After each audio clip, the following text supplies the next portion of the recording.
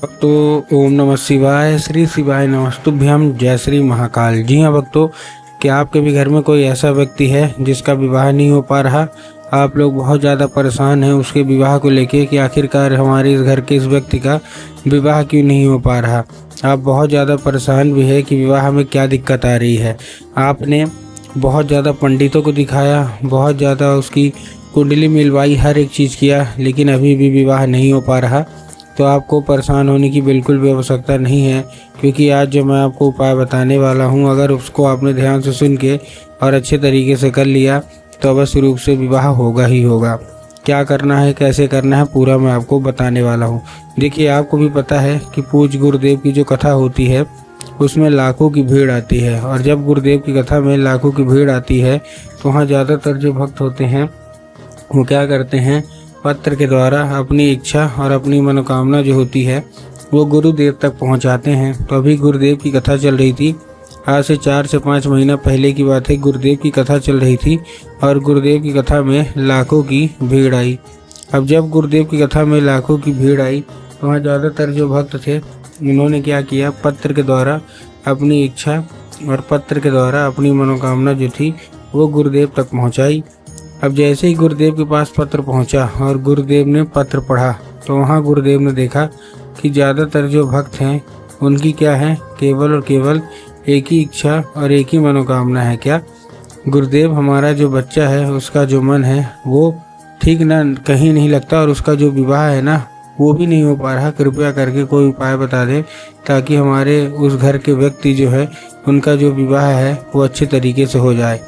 अब जैसे ही गुरुदेव ने उपाय बताया तो लोगों ने जा जाके इस उपाय को घर में करना शुरू कर दिया।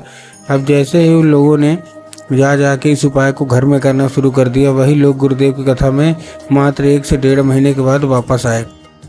अब जब वही लोग गुरुदेव की कथा में वापस आए तो उन्होंने क्या किया, फिर से एक बार गुरुदेव को पत्र लिखा। लेकिन ये वाला जो पत्र था ये गुरुदेव को धन्यवाद के रूप में पत्र था कि गुरुदेव धन्य हो आपका, आपके द्वारा बताया गया उपाय हमने कर लिया है, हमारी सारी इच्छा सारी मनोकामना जो है वो भी पूरी हो गई है, आपका कोटि कोटि धन्यवाद।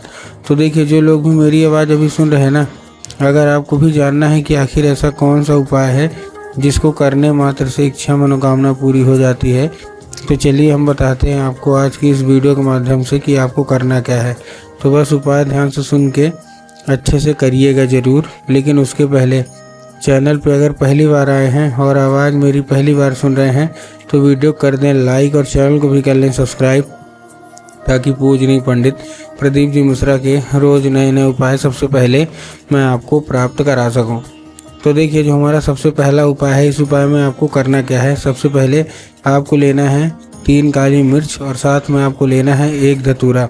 तो 3 काली मिर्च ले लिया, साथ में आपने 1 धतूरा ले लिया। धतूरा लेने के बाद आपको करना क्या है, जैसे आपने धतूरा लिया, धतूरा लेने के बाद आपको चुपचाप अपने उसी व्यक्ति को दे देना है, ठीक है ना, जो उसका विवाह नहीं हो पा रहा, और उसको भेज देना है कहाँ, सीधा सीधा शिव मंदिर। अब जैसे शिव मंदिर पहुँचेगा, शिव मंदिर पहुँचने के बाद उसको क्या बोलिएगा कि दक्षिण दिशा में खड़ा हो जाए और उत्तर की ओर अपना चेहरा कर ले। अब देखिए, दक्षिण और उत्तर में ना बहुत सारे लोग कंफ्यूज होते हैं कि दक्षिण क्या है, उत्तर क्या है, हमको थोड़ा साफ साफ बताओ। तब गुरुदेव ने साफ साफ बताया है कि आप जिस भी शिव मंदिर जा रहे हैं उस शिव मंदिर का जिधर साइड जलाधारी होगा आपको अपना चेहरा उधर साइड करके खड़े हो जाना है। ठीक, खड़े हो गए। खड़े होने के बाद आपको करना क्या है, एक नाम लेके, कौन सा, महादेव का बहुत ही सुंदर सा नाम है, श्रम्भेश्वर महादेव। तो आपको करना क्या है, आपको केवल श्रम्भेश्वर महादेव का नाम लेके और उन्हीं का स्मरण करके आपको चुपचाप क्या कर देना है, अर्पित कर देना है बस। पूज्य गुरुदेव कहते हैं कि अगर आपने ऐसा कर लिया तो अवश्य रूप से आपके घर का जो कोई भी व्यक्ति है जिसका भी विवाह नहीं हो पा रहा, अवश्य रूप से उनका जो विवाह है वो होगा ही होगा। ठीक, अब देखिए, ये तो था हमारा कौन सा, ये था हमारा पहला उपाय। अब हम चलते अपने दूसरे उपाय की ओर। अब देखिए, जो हमारा दूसरा उपाय है, इस उपाय में आपको करना क्या है। जो हमारा दूसरा उपाय है, इस उपाय में सिंपल सा केवल आपको एक चीज़ करना है। क्या? आपको लेना क्या है, आपको लेना है लाल चंदन, और लाल चंदन लेके आपको पहुंच जाना है कहाँ, सीधा सीधा शिव मंदिर। अब जैसे आप शिव मंदिर पहुंचेंगे आपको सबसे पहले करना क्या है, आपको लाल चंदन अर्पित करना है। अब आपके दिमाग में आया होगा कि जाएंगे बाबा भोलेनाथ के ऊपर अर्पित कर देंगे, जो कि गलत है। आपको बाबा भोलेनाथ के ऊपर नहीं अर्पित करना, आपको अर्पित कहाँ करना है, माता शोक सुंदरी के ऊपर। अब माता शोक सुंदरी की जगह कहाँ होती है, जलाधारी के बिल्कुल बीचों बीच। तो आपको जलाधारी के बिल्कुल बीचों बीच माता शोक सुंदरी की जगह पे अर्पित करना है और माता से उसको औषधि के रूप में मांगना है कि माता कृपया करके हमको इसको औषधि के रूप में प्रदान करिए।